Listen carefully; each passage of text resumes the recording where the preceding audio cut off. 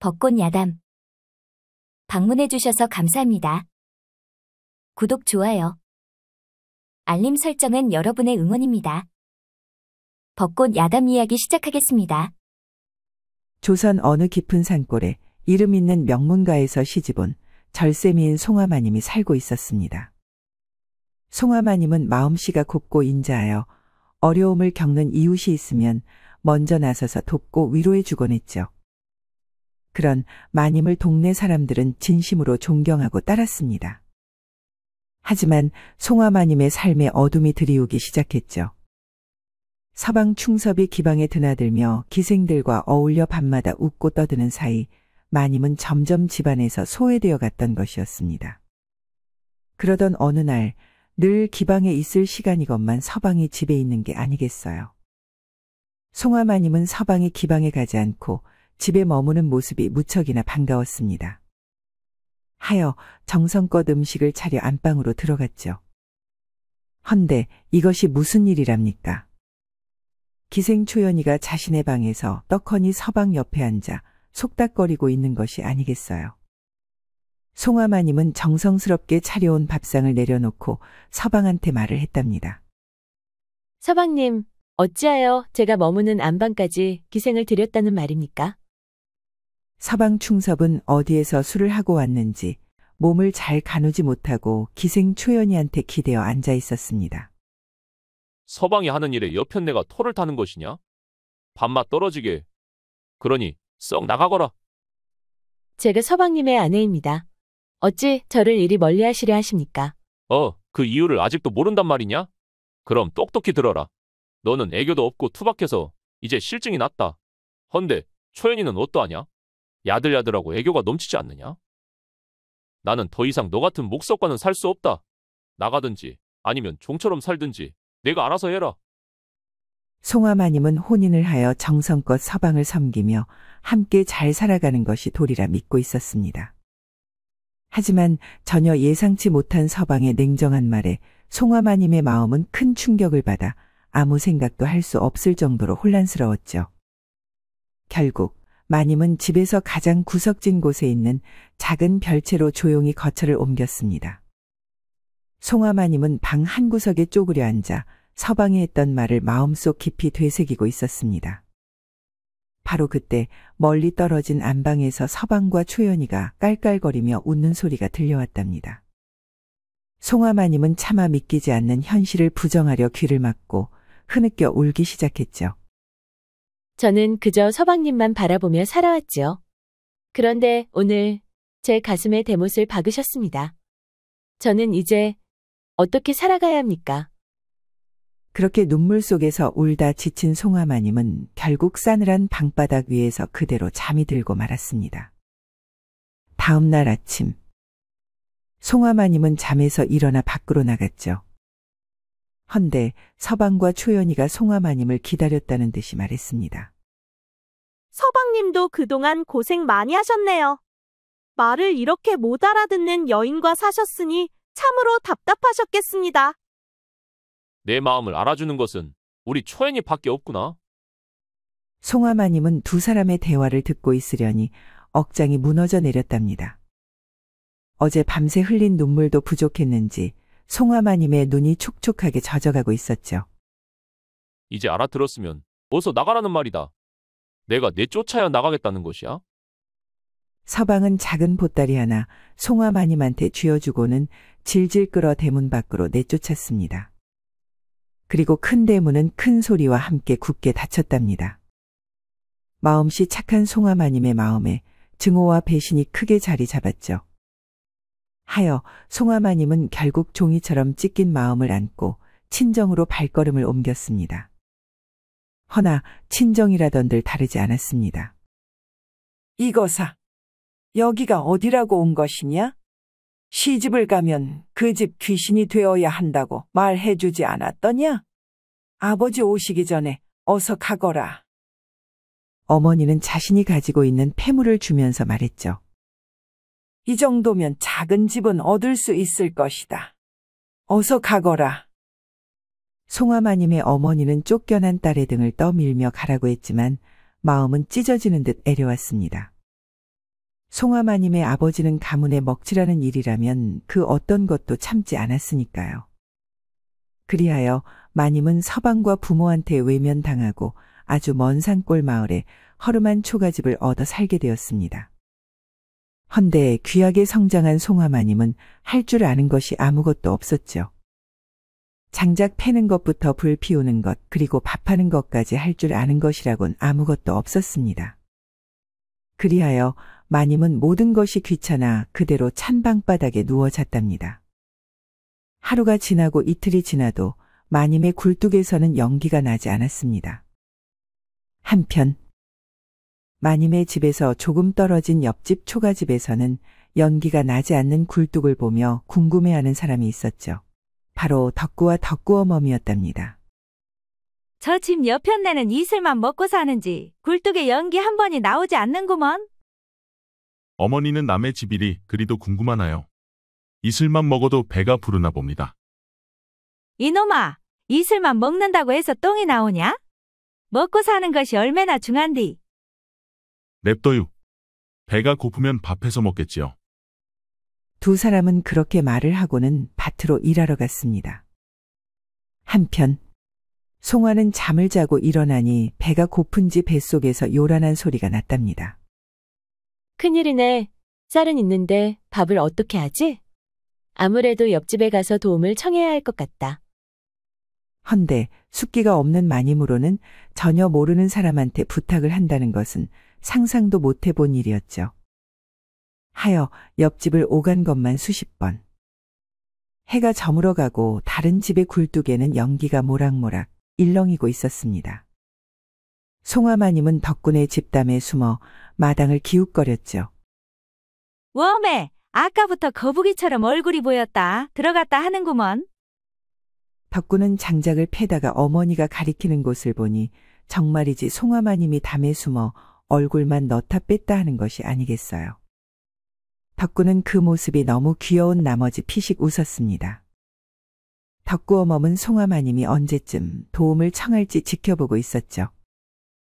헌데 덕구어멈은 한숨만 푹푹 쉬며 일어났다 앉았다를 반복했답니다. 웜에 답답하구먼. 저 옆편네 저러는 동안 남들은 밥 다 먹고 자빠져 자고도 남겠네. 그려. 덕구어멈은 더 기다리다가는 화병이 생길 것 같아 먼저 말을 했습니다. 아까부터 담에 숨어있는 마님? 필요한 것이 있어 오셨다는 거지요? 그러니까 밥을 해서 먹어야 하는데 뗄감도 없고 불도 없다고요. 송아마님은 자신이 하려는 말을 정확하게 알고 말을 하니 너무 놀랐던 거죠. 하여 고개만 끄덕였답니다. 덕구야, 뭐하냐? 어여, 해드리고 거라. 네 어미 이러다 숨 넘어갈 것 같아야. 엄니도 그 급한 성질 좀 바꾸야 할 것 같아요. 덕구는 땔감과 불씨를 챙겨 송아마님 집으로 갔습니다. 덕구는 솥단지 안을 보니 씻어 놓은 쌀이 없는 것이 아니겠어요. 씻어 놓은 쌀은 어디에 있습니까? 미안하오. 쌀을 씻어 본 적이 없소이다. 덕구는 송아마님을 찬찬히 바라보았죠. 그리고는 묵묵하게 쌀을 들고 뒷마당 우물로 가서는 쌀 씻는 것을 천천히 보여주었습니다. 송아마님은 밥을 하려면 알아야 했기에 눈을 동그랗게 뜨고 쳐다보았답니다. 자, 소태쌀을 넣고 손등에 물이 이 정도 오면 물량이 맞는 것이요. 송아마님은 고개를 끄덕였죠. 덕구는 아주 천천히 자세하게 알려주고 집으로 향했습니다. 왜 이리 늦게 온 것이야? 아주 살림을 차린 줄 알았구먼. 엄니도 못하는 소리가 없어요. 귀하게 자란 마님인 듯하네요. 그러면 다 알려줘야 하는 것이요? 지금은 밥만 하고 있었어요. 아이고, 가르칠 것이 한두 가지가 아니었구먼. 어머니, 가서 오지랖 피우지 마시고 그냥 있는 것이 좋을 것 같아요. 그래도 밥 먹고 살 수는 있게 해줘야 하지 않겠냐. 나는 아들이라도 있지만 저 마님은 혼자 살아야 하는데 여인 혼자 쉬운 일은 아니지. 덕구는 어머니가 그리 할 것이라는 것을 다 안다는 표정으로 피식 웃었습니다. 그리하여 덕구어멈은 하루에도 여러 번 송아마님을 데리고 다니며 알려주기 바빴답니다. 그렇게 한 달을 하고 나니 제법 뗄감도 밥도 반찬도 만드는데 무리가 없었죠. 정말 고맙소. 덕구 어멈이 아니었다면 내가 어떻게 살고 있을지 상상이 가지 않는구려. 마님이 무슨 사연으로 여기 홀로 사시는지는 모르겠어요. 허나 먹고 살려고 바삐 움직이다 보면 좋은 날이 오구먼요. 그러니 급할 것이 한 개도 없지요. 항상 마음 편안히 하셔요. 정말 그런 날이 왔으면 좋겠소. 정말이라니까요. 두 사람은 서로의 얼굴을 보고 웃었습니다. 그러던 어느 날, 추수가 끝이 나고 바람이 차가운 초겨울이 되었죠. 마님은 앞으로 무엇을 하며 먹고 사실 건가요? 송아마님은 생각지도 못한 질문에 넋을 놓고 덕구를 바라보았습니다. 덕구는 예상했다라는 듯이 짧은 한숨을 쉬었죠. 마님이 가지고 계신 폐물이 다 떨어지면 무엇으로 쌀을 사고 반찬을 살 것이요? 송아마님은 말을 하려고 입을 달싹였지만 어떤 말도 나오지 않았답니다. 그럼 어떻게 해야 하는 것이오? 집신 만드는 것을 가르쳐 드리겠소. 우선 집신을 만들어 장터에서 파는 것부터 시작해 봅시다. 양반인 내가 그 천한 일을 하라는 말이오? 덕구는 송아마님의 말을 듣고 조금은 화가 났습니다. 먹고 사는 문제에 천한 일, 귀한 일이 어디에 있어요? 일단 먹고 살아야 다음이 있는 것이 아니겠소. 미안하오. 아직도 내가 양반이라 착각하고 있나 보. 좋소.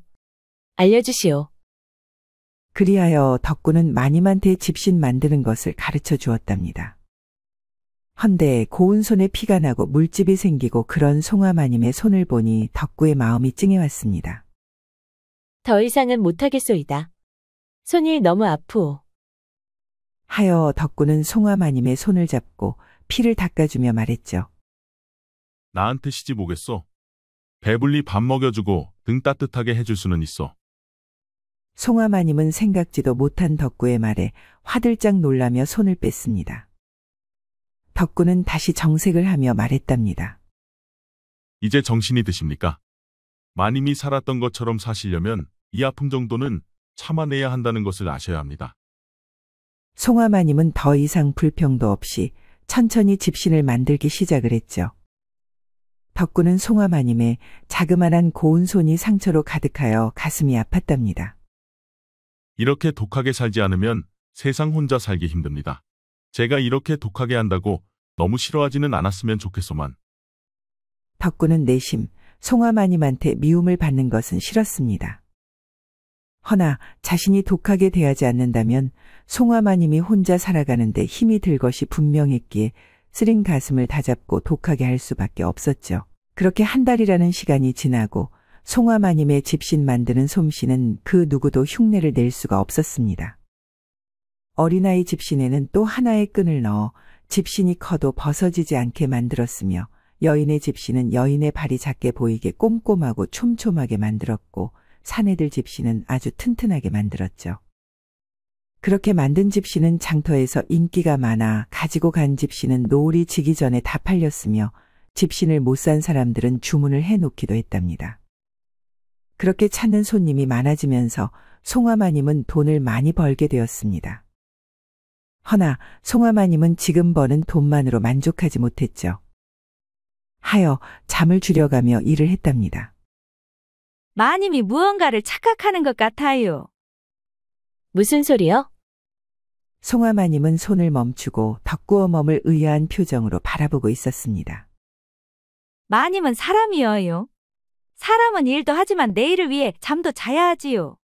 하물며 소한테도 내일을 위해 쉬게 해주는데 마님은 내일이 없는 사람처럼 일만 하잖아요.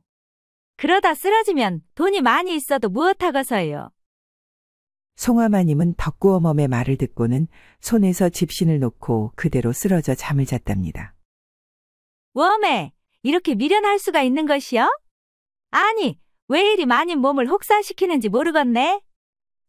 덕구어멈은 힘겹게 자고 있는 송아마님에게 이불을 덮어주었습니다.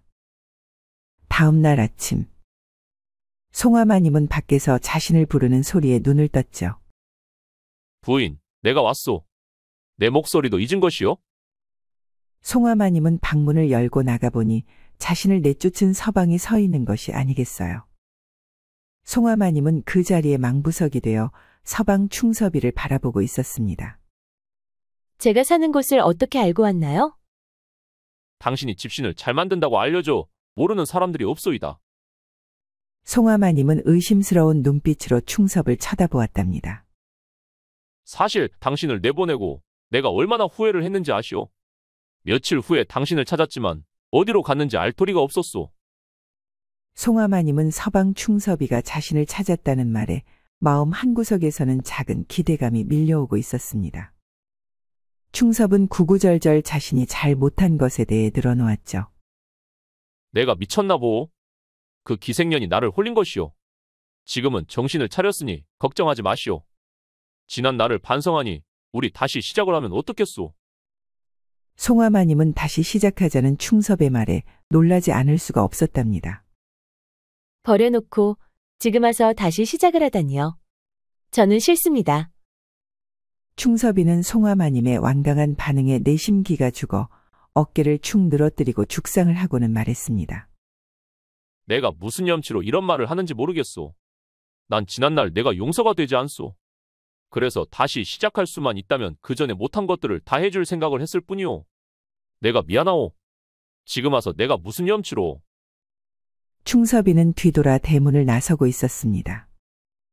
송화마님은 기가 팍 죽은 어깨를 하고 돌아서는 충섭의 뒷모습이 안 돼 보이기도 했고 한편으로 충섭이가 정신 차렸다는 말에 다시 살면 좋아질 수도 있다는 생각이 들었던 거죠.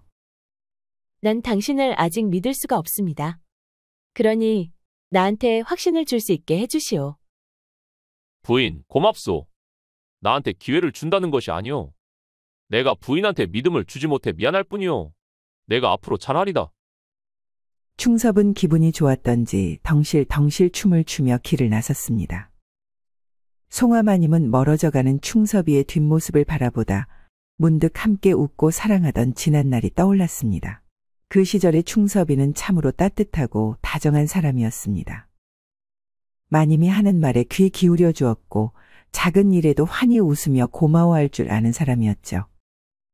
매일 아침이면 마루에 나란히 앉아 햇살을 받으며 따뜻한 차를 마셨답니다. 밤이 되면 도란도란 이야기를 나누며 웃음으로 하루를 마무리하던 날들이었습니다. 그의 눈빛은 언제나 부인만을 향해 있었고 그 미소만으로도 하루가 행복으로 가득 찼죠. 그때는 사랑이 삶의 중심이었고 함께 있다는 사실만으로도 충분했던 그런 날들이었습니다. 헌데 어느 날부터인가 충섭은 집에 머무는 시간보다는 밖에서 지내는 날들이 많아졌고 마님은 함께하는 시간보다는 홀로 밤을 지새우는 날들이 많아졌던 거죠. 그날은 어쩐지 마음이 불안하여 송화마님은 평소보다 이른 저녁 산책을 나섰습니다. 늦은 오후 햇살이 골목 어귀에 길게 드리워질 무렵 송화마님은 익숙한 뒷모습 하나의 걸음을 멈추었답니다.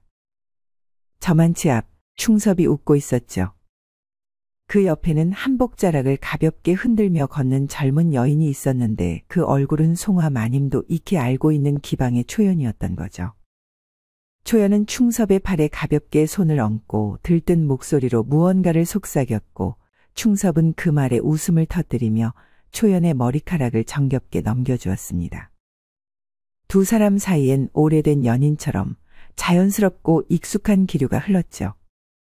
그 모습을 본 송화마님의 눈은 점점 커졌고 마님은 그저 멍하니 두 사람을 바라볼 뿐이었습니다. 설마 했는데. 마음속에서 부정하고 싶던 의심이 눈앞의 현실로 무너져 내리는 순간이었죠. 충섭은 한 번도 뒤를 돌아보지 않았고 초연과 함께 골목을 돌아 사라졌고 그 자리에 선 채 송화마님의 눈가에는 이내 눈물이 고였습니다. 바람결에 치맛자락이 살며시 흔들리고 그 떨림 속에서 마님의 마음도 함께 무너져 내렸답니다. 세상이 소리 없이 부서지는 듯한 그 순간 마님은 몸도 마음도 움직일 수 없었습니다. 하지만 마님은 애써 마음을 다잡았죠. 저 계집이 순진한 서방을 유혹했겠지. 저런 곳에 있는 여인들이야. 그런 일쯤이야 익숙하지 않겠어? 마님은 마음 깊은 곳에서 올라오는 배신감과 슬픔을 억누르며 자신을 그렇게 위로해 보았습니다. 충섭이 그럴 리 없다고, 자신이 믿어온 사람이라고, 어쩌면 지금도 흔들리는 마음 한구석에 자신을 찾을지도 모른다고. 그렇게 생각하며 한 가닥 남은 희망을 붙들었습니다. 사실 마님에겐 혼인을 하며 가슴에 품었던 소담한 꿈이 하나 있었답니다. 자식들을 하나둘 다 혼인시키고 나이가 들어서는 늙은 서방과 손을 잡고 동네 길을 걸으며 산책하는 거였죠. 따뜻한 햇살 아래 소소한 대화를 나누며 웃는 평범하지만 평온한 하루하루가 마님의 바람이었습니다. 그 꿈이 이제는 산산조각이 나버렸지만 혹시라도, 정말 혹시라도 다시 붙들 수만 있다면 그 생각이 들자 마님은 그 꿈을 완전히 놓을 수가 없었던 거죠. 며칠 동안 마님의 머릿속은 온통 충섭과 초연의 모습 그리고 흩어진 꿈으로 뒤엉켜 있었습니다. 가슴이 먹먹하고 머리가 지끈거리도록 괴로웠지만 마님은 충섭을 미워하지 않으려 했었습니다. 그저 한순간의 유혹에 흔들렸을 뿐이라 믿고 싶었습니다. 그 믿음이 남은 삶을 지탱해 줄 마지막 희망 같았으니까요. 그날 늦은 저녁, 마님은 무슨 생각을 하시기에 제가 불러도 대답을 하지 않는 건가요? 사실 며칠 전에 서방 충섭이가 다시 시작하고 싶다고 하더구나. 마님 그 말을 믿는 것은 아니겠지요? 한 번 속인 사람은 두 번, 세 번 속이는 것은 쉽습니다. 헌데 한 번 배신한 사람을 믿다니요. 절대 믿으면 아니 됩니다. 송하마님은 무조건 믿지 말라는 덕구가 야속했습니다. 이 문제는 내 문제요. 그러니 덕구는 신경 쓰지 마시오. 그동안 모든 것을 덕구와 상의한 송하마님이 저렇게 선을 긋고 화를 내니 덕구는 송하마님이 그리 야속할 수가 없었죠. 하여 더는 말할 수가 없었답니다. 하지만 덕구 눈에는 송하마님이 위태로워 보였습니다. 세상 물정 모르는 착하고 착한 송하마님은 모든 사람들이 자신 맘 같다고 생각하는 듯 했답니다. 모든 사람들 머리에는 주판이 하나씩 있다라는 것을 송하마님은 몰랐던 거죠. 하여 덕구는 송하마님의 머리에 있는 환상을 확실하게 깨줘야겠다고 생각이 들어 하나의 계략을 펼쳤습니다. 덕구는 송하마님을 데리고 작은 호수가 아름다운 곳에 갔답니다. 이곳에 왜 온 것이요? 사람이 매일 일만 하며 살 수가 있어. 이렇게 아름다운 경치도 보고 마음의 여유를 찾는 것도 좋은 것이요. 그리고 이곳에 한 사람을 초대했지요. 제가 아는 사람입니까? 잘 아는 사람은 아니요. 허나 오늘 잘 알게 될 것이요. 송하마님은 시선을 돌려 아름다운 호수를 보았습니다. 호수에서 두 여인이 작은 돛단배를 타고 물놀이를 하는 것이 아니겠어요. 송하마님은 아름다운 경치 속에서 돛단배를 보니 그 모습이 어찌나 아름답던지 서방과 다시 시작을 하면 이곳에 와서 돛단배를 꼭 타보리라 마음먹고 있었습니다. 그런데 그때 돛단배에서 익숙한 목소리가 들리는 것이 아니겠어요. 돛에 가려 얼굴이 보이지 않았고 송하마님은 설마 하는 마음으로 가늘게 눈을 뜨고 돛단배에 있는 산의 얼굴이 보이기만을 기다렸죠. 헌데 이것이 무슨 일이랍니까? 그 돛단배 위의 연인은 바로 서방 충섭과 기생 초연이었던 거죠. 초연아, 조금만 기다리고 있거라. 전에 너한테 해준 것처럼 호강을 시켜줄 테니 전 부인이 아주 부자가 되었더구나. 오늘 가서 조금만 유혹을 하면 순진한 사람이라 바로 넘어올 것이다. 그리 되면 나 버리는 것 아니에요? 너는 내 영원한 부인이다. 어찌 내가 너를 버릴 수 있겠느냐? 충섭은 이상하게 뒤통수가 찌릿했던 거죠. 하여 머리를 돌려 뒤를 보니 송하마님이 노려보고 있는 것이 아니겠어요. 아니다, 부인. 내 말은 다 오해요. 가지 마시오. 충섭은 배 위에서 허우적거리다 그만 초연과 함께 연못에 풍덩 빠졌답니다. 부인, 내 얘기를 듣고 가시오. 그럼 내 배의 아이는 어찌하라고요? 부자로 떵떵거리며 살게 해준다고 했잖아요? 그래, 우리 아기는 잘 키워야지. 그러니 걱정하지 말거라. 초연아? 왜요? 충섭이는 초연이의 표정을 살피며 말했습니다. 그동안 내가 준 돈들 다 쓰지는 않았겠지?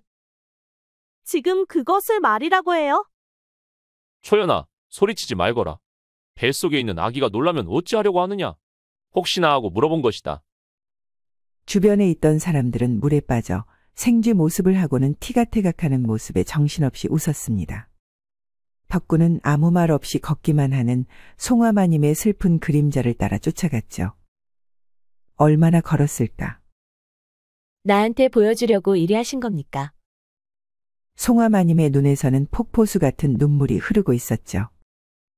덕구는 충섭이 어떤 자인지 확인만 시켜주려고 했던 것뿐인데 송화마님이 이렇게 상처받을 거라고는 생각을 하지 못했답니다. 미안하오. 내가 생각이 짧았어. 이제 나한테는 작은 꿈조차도 사라졌습니다. 그 작은 꿈으로 지금까지 버티며 살고 있었는데 이제 끝났소이다. 덕구는 송화마님의 소리에 화가 머리 끝까지 났답니다. 삶의 끝이 그리 쉽게 오는 줄 아시오. 그리고 마님의 작은 꿈이 무엇입니까? 그 작은 꿈 저하고 하면 아니 되는 겁니까? 송화마님은 덕구의 말에 고개를 들어 덕구를 쳐다보았습니다. 그 말은 무슨 뜻이오? 내가 같이 해주겠다는 말이오. 그 작은 꿈이 무엇인지는 알고 말하시는 건가요? 무엇이든 내가 해주겠어. 송화마님은 어이없다는 미소를 짓고는 말했습니다. 덕구는 나한테 많은 것을 해주었으면서 또 무언가를 더 해주지 못해 안달이요? 난 그것이 좋소. 그러니 그 작은 꿈도 말해보시오. 내가 같이 해줄 테니. 자녀들을 다 혼인시킨 후 늙은 서방과 손을 잡고 상가들을 다니며 하루를 보내는 것이요. 잘 알지도 못하면서 무조건 해준다니. 덕구는 걷는 것을 멈추고 송화마님을 쳐다보았습니다. 그리고 그것 나와 함께 하시오. 네? 덕구 어멈한테 혼이 나려고 하는 것이요? 절대 말을 하지 마시오. 소방 맞은 여인이 며느리가 된다면 누가 좋아라 할 어머니가 어디에 있겠소? 난 지금처럼 덕구 어멈하고 잘 지내고 싶소이다. 그럼 알겠소. 어머니와 잘 지낼 수 있게 하면 되는 것이지요. 송화마님은 덕구의 표정을 보니 왠지 불안한 기분이 들었답니다. 그날 늦은 오후 서방 충섭이는 덕구한테 찾아갔습니다. 내 놈이 일부러 나한테 호수에서 돛담배를 타게 만들었구나. 아이고, 나리가 기생을 데리고 올 줄은 저도 몰랐지요. 마님하고 잘해본다고 하셔서 마님하고 나리하고 제외할 수 있게 자리를 마련한 것인데 그 돛담배에 기생년을 태울 줄이야. 이놈이 나를 능멸하는 것이냐? 내가 돈이 없다고 나를 무시하는구나. 덕구는 가치가 없다고 생각하고는 충섭의 말에 귀 기울이지 않았답니다. 그런데 그때 송화마님이 덕구 어멈과 마당으로 들어오는 것이 아니겠어요. 송화마님의 단호한 표정은 살얼음처럼 차갑게 보였습니다. 서방 충섭이도 부인의 차가운 얼굴에 눈치를 보며 말했죠. 부인, 오해이다. 그날은 그 초연이가 배를 타고 싶다고 해서 어쩔 수 없이 태워준 것뿐이요.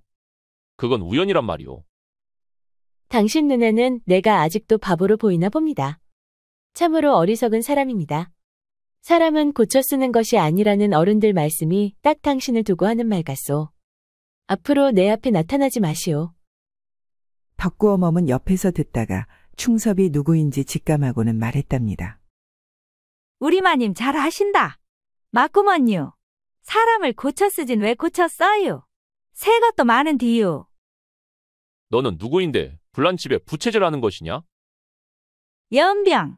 우리 집에는 꽃이 환하게 폈는데 나리 집에는 불이 나서 어쩌요? 어서 가셔서 부지런히 불을 끄셔야지요. 충섭은 약이 바짝 올라 투덜거리며 집으로 향했습니다. 덕구 어멈은 부엌에서 소금 한 사발을 가지고 나와서 충섭이 지나간 자리에 소금을 시원하게 뿌렸답니다. 다음 날 늦은 저녁 저는 더 이상 어미 노릇은 못하겠구먼요. 도련님, 저 말리지 말아요. 우리 도련님이 어디가 어때서 송화마님은 자꾸 퇴자를 놓는지 모르겠네요. 내가 얼마나 귀하게 키웠는디요? 덕구의 아버지는 왕이 바뀌면서 희생양으로 유배가 되었죠. 하여 아들 덕구를 노비 되는 것을 막기 위해 덕구 어멈한테 부탁하여 아들로 키우게 되었던 거죠. 알았으니 그만 씩씩거리게. 자네가 그리하면 송화가 얼마나 상처를 받겠는가. 덕구어멈을 얼마나 좋아하는지 자네는 모를 것이야. 오늘 이 사실을 다 알리기 전에 집에 들어올 생각도 하지 말아요. 그럼 나는 어디에서 잘하는 것이야? 그거야 나는 모르지요. 그거야 도련님이 알아서 해야 하는 것이고요. 덕구어멈은 덕구의 방을 자물쇠로 잠그고는 열쇠를 가지고 방으로 들어갔습니다. 덕구는 어리둥절하여 한참을 마당에 서 있다가 송화마님 집으로 갔죠. 주무시고 있어. 이 밤에 무슨 일이요? 할 말이 있어. 송화마님은 방에서 나와 툇마루에 나란히 앉았습니다. 난 말이요. 평민이 아니요. 내 이름은 김유빈이요. 송화마님은 생각지도 못한 덕구의 말에 눈을 동그랗게 뜨고 덕구를 쳐다보았죠. 아버지께서 지금 유배 중이요. 나라의 잘못을 했다기보다는 희생양이 되셨다고 설명하는 것이 맞을 것 같소. 하여 난 노비 신세를 피하기 위해 덕구어멈의 아들로 살고 있어이다. 그러니 송화의 작은 꿈 내가 함께 해줄 수 있어. 송화마님은 덕구의 신분을 알게 되어 놀랍기도 했고 한결같은 덕구의 마음의 심장이 콩닥콩닥 뛰었답니다. 그런데 그때 덕구어멈의 우렁찬 목소리가 들렸습니다. 마님, 오늘 도련님 잘 방이 없구먼요. 그러니 이 추운 날 입 돌아가게 밖에다 재우지 마시고 따뜻한 방에서 재워주셔요. 두 사람은 덕구어멈의 말에 온몸은 경직이 되어 앞만 보고 있었답니다. 귀한 도련님을 입 돌아가게 하면 아니 되지요. 어서 방으로 들어오시지요.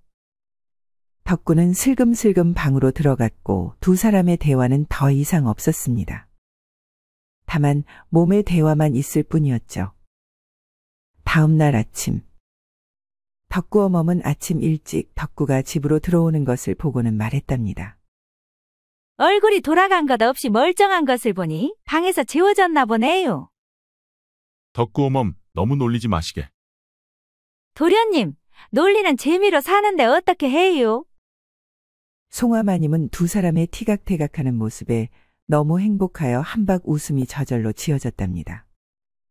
그리하여 송화마님과 덕구는 밤하늘에 별도 따고 달도 따며 행복하게 살았다는 벚꽃 야담 이야기였습니다.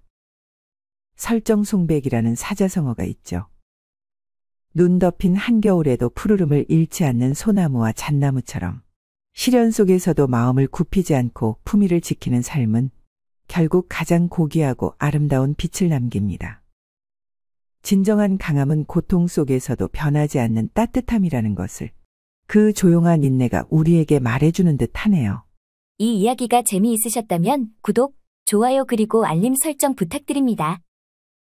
따뜻한 댓글은 여러분의 응원입니다. 이 영상을 보시는 모든 분들이 벚꽃 야담과 좋은 인연을 맺어 항상 행복이 가득하셨으면 좋겠습니다. 오늘도 행복한 하루 보내세요.